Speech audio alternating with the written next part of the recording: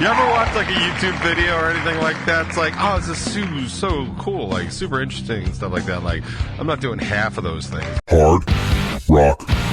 There's something about my speaking voice, like, I understand it's annoying to listen to, and that's fine. Hard Rock. I've also turned the corner on generally giving a shit. Hard Rock. Tony's bass was blasting through the monitors, which is something that nobody has ever asked for. Hard Rock. Like, you don't come up on stage and be like, we're going to slow it down. Hard Rock. Nobody wants to hear a 7 to 8 minute song live unless you're playing Freebird, that Frampton song. Hard Rock. And I can also tell by the number of people that were not interested in the services he was providing. Hard Rock Lunchbox.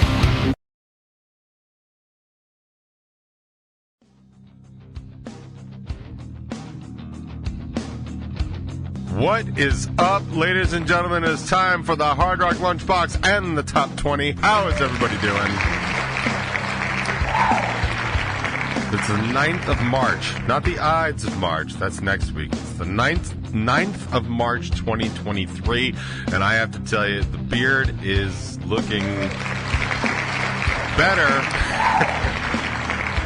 I have to tell you, I actually put in some time before my show on Friday. To like kind of, I watched a video. Like, I'm a grown-ass man, and I watched a video about how to shave my beard. And first of all, the hipster dude that was like shaving his beard that I was trying to follow, I was like, I'm not doing any of that stuff. You ever watch like a YouTube video or anything like that? It's like, oh, this is so cool, like super interesting and stuff like that. Like, I'm not doing half of those things because I'm just not gonna do that. I'm not. First of all, he did a lot of stuff with like lines and like, I'm not doing that. I'm not doing that. Like, you know, if I went to somebody and they were like, hey man, we're gonna do this, like, okay, I wouldn't stop them, but like, I don't know. I've been a urologist, I didn't stop him either, if you know what I mean. That was more consensual. I also paid him for that. But yeah, no, it's but I realized that, like, much like an unkempt lawn or an unkept lawn, this takes like more work. I meant to get beard oil. I need to get beard. Like, now it's a thing in my life. Like, one more thing I need to remember to do is I need to get beard oil. And the reality is, like, I feel like I don't spend much of my life looking at myself until I come here to make sure I'm actually in frame and in focus. And honestly, between us, like, that's too much time looking at myself. That's too much time. See, I need a new clip for this shit. Like, I could do that. Like, sorry, I gotta stop doing all this visual stuff because I know how awesome that plays on radio. But how's everybody doing? Everybody all right?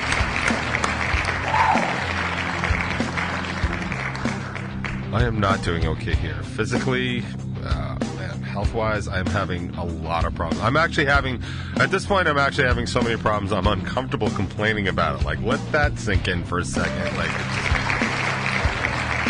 just suffice it to say that your superhero is not doing so well today. I'm just hoping things will clear up in the next 3 to 4 weeks, which is apparently my time frame for things to get better. But like, I am just hella exhausted. Like,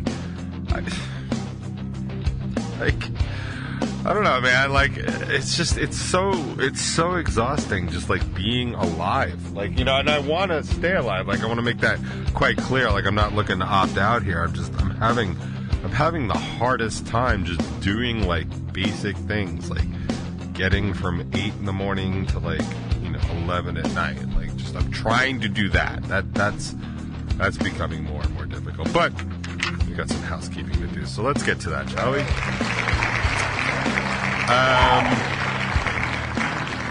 So the brand new Top 20 is out on Strangerhood TV. You should check that out. I would personally appreciate it if you give it a like, subscribe, and listen. Throw in a comment. I'll get to the comments probably over the weekend or early next week. I'm just running a little bit behind at work and stuff.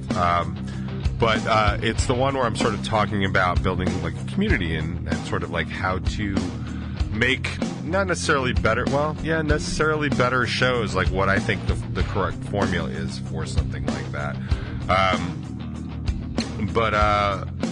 Yeah, I mean, it's like, it would have been important for you to watch it already because we're about to continue that discussion because of how the show went down on Friday night.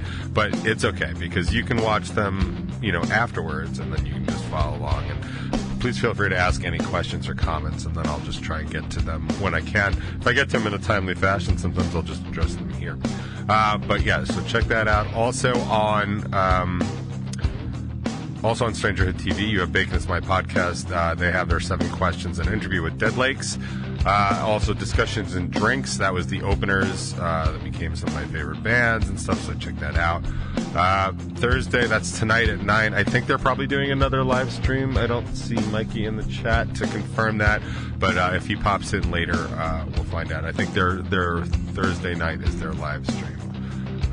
Although I know they are not working with Caggiano today because I am. I'm going in the studio tonight to finish up backing vocals. I have 2 guitar things I need to throw in too. Like when I tell you, like I'm dragging, like here's what's funny. Like tonight I'm actually going to drag my guitar, Caggiano, to do, I'm going to say 2 tracks of about 30 seconds of guitar in a song called Inside. Just this sort of melody line. And the reason we have to do that is because when I was working on my own, we realized that there was like 5 million options here. So we're actually just going to throw them down and just say like, yep, that's right. Or try this and do that and just bang it out. Should take like all of 20 minutes, right? But I have to bring my guitar to do that. But what makes it funny is like, that's not even the biggest waste of time. I actually have to drag my acoustic guitar out for what we are considering to be one single strum. But since I'm recording vocals, we'll probably just throw it through the same channel and just be done with it. So I'll be doing that tonight. So do not expect Caggiano to make an appearance. I'll be pissed. If he is twitching, like while I am, or on Twitch, I mean, he can Twitch all he wants. I'm not here to judge. But like if he's on Twitch while recording my vocals, like that's a level of like multitasking that I am uncomfortable with. So you'll probably just have to settle for Jimmy and Mikey today, and that's fine. I do have some videos coming out soon. There are some Rebel 9 videos coming out. Maybe we should save that. Maybe I'll save that conversation for next week because I've got this whole master plan, and anytime I have a master plan, it's usually a disaster. It should just be a disaster plan, a master disaster plan. Like that should be my like master disaster. Here I am. Got shows coming up. Check out rebel9.com/shows. Check that out. And we will get into that as we go. I got to start finalizing some lineups for our shows coming up this year. Wow, that was a lot. I'm super out of breath just from that. It's so much fun. So what else is going on? Or not? What is going on? How about we start there? What is going on?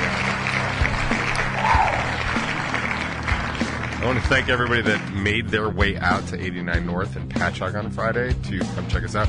We actually had a surprisingly good draw. I don't know if it was because I was like really sad and pathetic towards the end of it, like towards the end of last week, asking people to come, but we did end up having a bunch of people come out, and that was really nice to get to hang.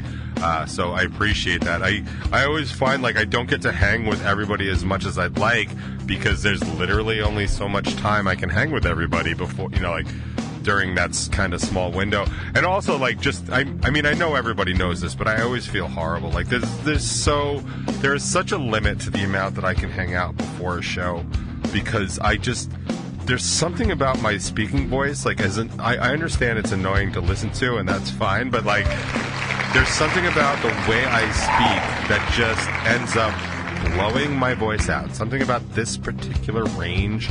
I always do my warm-ups and stuff like that, but like I really need to not speak at shows beforehand because I have to tell you, man, like I go to practice, I'll sing for 3 hours straight without an issue. And I go to a show like this, I have trouble towards the end of it, and it's only like certain places like in my range because that's where I speak, I guess. But it just like I hit a couple of notes that were like, oh, this is going to hurt, or I can't hold it as long, or it wasn't quite what I wanted. And it's just, it only ever happens at shows. Like, I'll nail them always at practice, way better at practice. Like, even if we do them 3 or 4 times, it's always at shows. And I have to tell you, I have over the past 2 years, I feel like I've all but perfected my like pre-show and during show cocktail. I've done really 2 things that have made like a major change for me vocally on stage. One, I am just swimming in why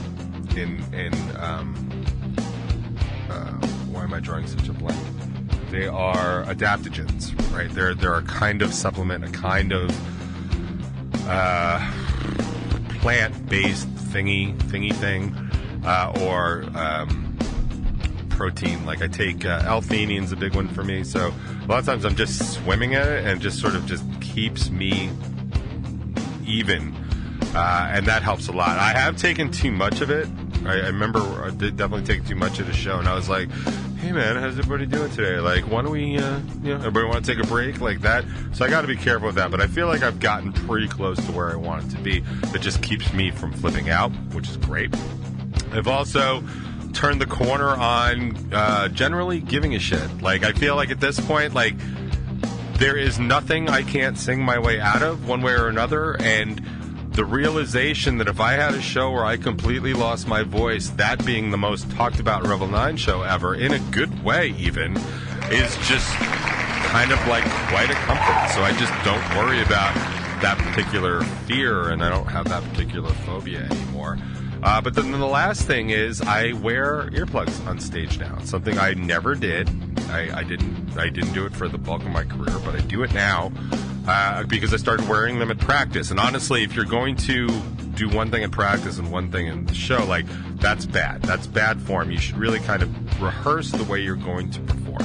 And I do think that that is something that is lost on a lot of bands. And I will tell you, I can tell bands that rehearse a set versus bands that just rehearse some songs, right?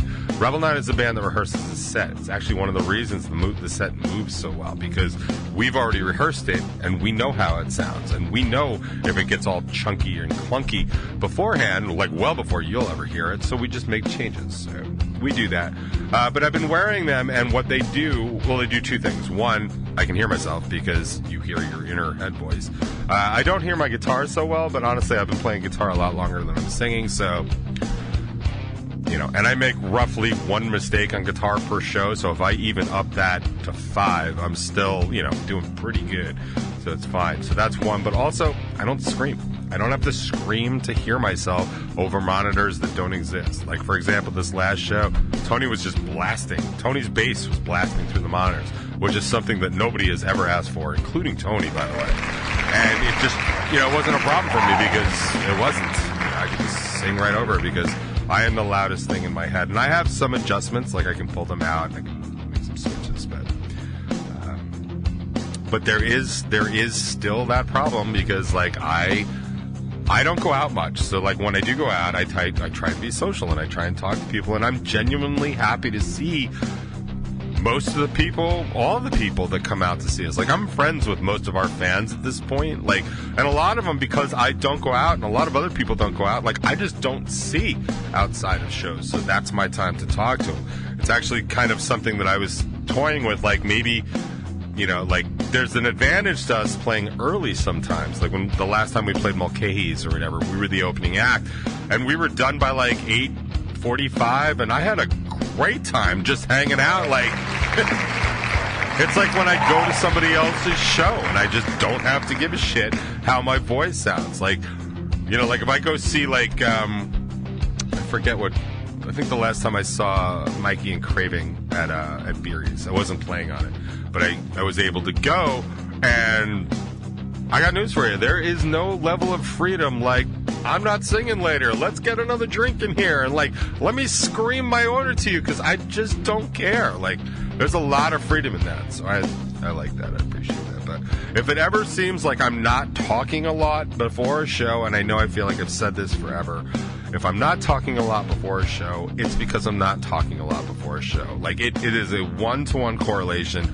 directly affects the way I sing, and I can tell you what notes it is. Like in this particular one, we were covering Anthrax, and I went to go hit the word view in one of the pre-choruses, or actually at the end of the verse, right before a chorus, and it's not a hard note at all, but it is right in that range that if I'm spending too much time talking, it's going to be hard. The most notable one, and I don't know that anybody would even know this because we always play Keep You Near fairly late in the set, which means I've used my voice anyway. But the last note of the song, I usually hold for like a couple of measures. I hold it almost as long as we hold the guitar. And you can tell by how tired my voice is by how short that note is. If I just say like here, like it's just an out, like I am tired. And the only thing that affects that is the amount I talk before a show. And I used to be like, I know plenty of other singers that you wouldn't even see before the show. In fact, when we used to play with the Mob all the time, like you would never see Blackie before a show. She would literally just appear on stage. And the reason is because if she wanted to sing like that, she couldn't speak to anybody. And when they were touring, she would leave immediately too, which is not something I can do because A, I like to hang out with the people that come see our shows, and two, like most people, like in the business, like networking wise and venue wise, they want to talk to me because I run the band. Now, if I had a manager or somebody else in the band that ran things like in the Mob, like Blackie could take off because Mickey and Carly ran the entire band, so they could. I don't know why I hit the applause for that. It was just my thumb slipping. But yeah, like I wish I could do that. I can't. I don't have that situation. I don't have that band. I don't have that management structure, so I can't. And I'm not, and I'm me. I would rather talk to people and sort of risk the performance a little bit, and that's selfish and that's sort of too bad. But I think until I'm ruining the performance and people are like, man, you suck live, then it's just worth it. And honestly, how many more shows really are there, like going to be like 100? Like I can figure it out. Like unless something from the new record hits, like I think we're inside the last 100 shows. I know that sounds sad, but it's not. It's really not. Like it's not even like a hard out or anything like that, and it's going to take years to do it. So we're in no danger. So please don't fret at all. I will, however, take a few minutes to continue with the conversation that we were starting last week about. And this all started with a Bacon is My Podcast discussion and drinks where we were talking about local bands and sort of the responsibility. And Mikey was bringing up stuff like quality control, which has definitely been a banner I've been flying for years because I think it is the number one thing that has destroyed the reputation of local music. But I want to now, with the collection of people that are listening, either now or later, discuss with examples exactly what I was talking about. So I'm not going to name any names, and I'm not even going to say that it was definitively my show on Friday, but I will tell you this. I attended a show recently where at least two of the bands were so awful that not only should they not have been on stage on a Saturday night in a primetime slot, I don't know if they're qualified to be on a stage of that caliber on a weekend ever or a weekday, honestly. I think these are bands that need to go back to bars and figure some shit out. I will say the last band I'm kind of half on the fence with. I don't have a problem with bands that play dated music-ish specifically, because if that's what they want to do, that's what they want to do. I have a problem when they really address it like it's like hot new music. Like, don't do that. And I'm going to throw in a caveat here, because this is something that I've been thinking about lately. I have always thought that it's okay to do your brand of music as long as you understand exactly what it is.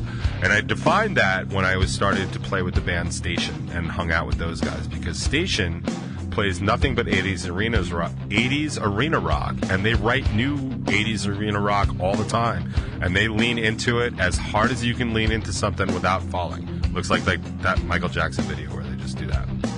And that's, you know what? That is fine, because they play it like they play it. We, on Long Island, we have a lot of bands that are stuck in a lot of old hard rock, a lot of metal, like old sounding. Like, there's new metal, dude. Like, I've been playing, like, that new Lamb of God song, Omens. Like, that's good. And it is updated, because if you play old Lamb of God, it's not the same thing. And if you came out with that now, like, it'd be just boring and garbage. But, like, I appreciate some advancements. But I will make an admission right now, because what I've been noticing lately is that where hard rock is kind of leaning to with a lot of the elements of the electronica, I found a lot of it that I really liked, like some of the Silverstein stuff, some of the Wage War stuff, but I am over with how far it's going. And this is the first time that I can recall in my career where I was like, you know what, I don't want to go there. And this might be where I get stuck, but I don't know. Like, I have a lot of strings to pull on and a lot of directions to write in. I don't need to follow. I was complaining about Stan Atlantic a couple weeks ago. I don't need to follow them into that sound. I don't like it, and I don't have to. And I'm also not fighting or vying for their spot. So I might be in 5 years exactly that band that just can't get out of their own space. Like, and that'll be too bad, or it'll be the greatest thing ever. I don't honestly know. But going back to the show, like, for the people that were there, I want them to understand, or the show that I attended, not necessarily the one that I play. I want them to understand why that, because they might have felt it. Like, they might have felt why that show wasn't great. And they felt that because the show wasn't great. And I'm only going to address the first two bands because, again, the last band, like, you know, at least they drew a little bit, and that was good. The sad thing is that it looked like we actually outdrew everybody, and we didn't release anything. Like, this was like, yeah, whatever. Forget it. I want to address the first two bands. The first band, just kind of like slower, really long songs, really, like, I was saying to Kaz during the show, like, the biggest problem I was seeing with that is that, like, they took the opening slot and, like, slowed it down. Like, you don't come up on stage and be like, we're going to slow it down a minute. Like, and that's exactly what they did. Like, you don't do that. Like, you have a job to do. Like, I understand if you're, like, some Southern blues festival or whatever, but, like, you're at a rock show, man, on a Friday night. Like, amp that shit up. And also, nobody, and I'm telling you this in my entire listening audience, nobody wants to hear a 7 to 8 minute song live unless you're playing Freebird, that Frampton song, Whipping Post, and I think that's about it. Nobody. It sucks. It's annoying. It's obnoxious. And unless it's the greatest song you've ever written and everybody else agrees that it's the greatest song of the night, stop doing it. It ruins everything. And I will tell you, they just played song after song after song that was depressing and boring and too long. And they weren't even the worst on the bill. I have no idea how that second act got on that show, and I'm going to ask. As soon as I feel a little bit better, I'm going to ask. And I'm betting dollars to donuts the answer is going to be like, he said he could sell 40 tickets. He didn't. I know that for a fact. I can tell by the number of people that he did not bring, and I can also tell by the number of people that were not interested in the services he was providing. As told by me, like, packing my stuff up or getting my stuff ready and being texted by my bass player, hey, the floor is now completely empty. That is never a good sign for your lead-in band. And anybody who was there, as interesting as it might have been for 1 to 2 minutes, had to put up with 45 minutes of that. Yeah, he actually played longer than he was supposed to.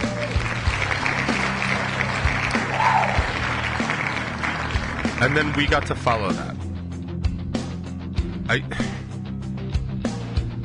If it's not obvious to the bands, it really should be obvious to the bookers, the promoters, and the clubs.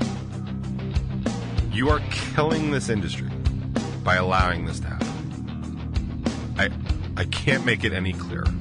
You're killing an industry that I love by allowing this to happen. There is no reason, no justification, no rationale that level of quality of band should ever be allowed to play a prime night at a prime club.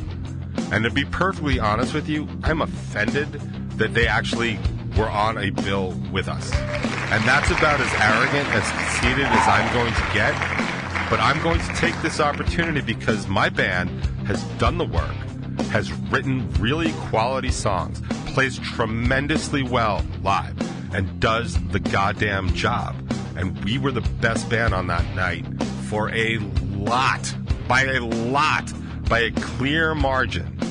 And it's embarrassing to me personally to even be associated with some of those other acts. It's not cool, it's not fair, and I guess it's what happens when I drop the ball and like trust somebody else to like build a show. Or I mean, I didn't even do that. I took a show that was completely out of my control. I expected to play in front of a packed house because the last band was putting together their EP release. And the only impressive thing that they really did, honestly, was take 2 entire tables for their merch, something I have never seen done. I've never seen that. 2 entire tables. I just had my standard half table that I always use for Revel 9 stuff. We do fine, but like, if your merch is the most impressive part about your set, I want to revisit it. But I cannot stress this enough. It is the responsibility of the people that are putting on these shows to have some self-respect, man. Like, build better shows. I know I keep talking about like how we need to take other shows so we're exposed to other people. That's true. But like, if we're only exposed to like 30 to 40 other people because that's all the other bands combined can muster, it's not worth it to me. And I'll stop playing those shows. And then they'll get worse and worse and worse and worse. Because as bands like mine start realizing that like it's not worth our time to play those, we're probably not going to. Especially as bands like mine really have to start picking and choosing what shows to play. But again, our other option is we play shows that we have control over. We invite bands that we trust to do the job. We invite bands that we know can do the job and do the job well on stage, do the job well before the show, do the job well off stage. Be a part of something, be a part of a bigger show. Maybe tell somebody that they're playing, that kind of stuff. We can do those, but then we end up with these shows that are basically these big sandbox shows, which is great for everybody, including the bands, including the fans, and we actually demonstrate what it looks like to have a big original night show, and that's great, except for the fact that there are no new people coming to see us, and that is a death spiral for bands like mine, and I do not know how to get out of that. I could make everybody like, you can't come in the door unless you bring a new person, like, but are we really going to do that? I mean, how would I even enforce that? Like, last thing I need is people showing up, like some regular Revel 9 fan, and then somebody they always show up with, like, in, glasses and the mustache, be like, no, this isn't so-and-so, this is Mario, he's my cousin, he's coming to see you for the first time. Like, although that sounds like a really good idea, and I might actually do that, because that would be a hell of a lot of fun for me. And it's funny, because, like, I don't know about you, but I'm flipping through the Rolodex of people that come to Revel 9 shows that would happily put on glasses and a mustache and pretend to be Mario just to get in for free, because that sounds fun. But the best part is, our fans, they would still pay for that ticket, because they're awesome. But it'd be a lot of fun to see a lot of Where's Waldos out in the audience, wouldn't it? I mean, not that I'd see them or anything, because, where's Waldo? All right. All right, it's been too long. I think we can all agree on that. Here's some music. I'll play more after the break.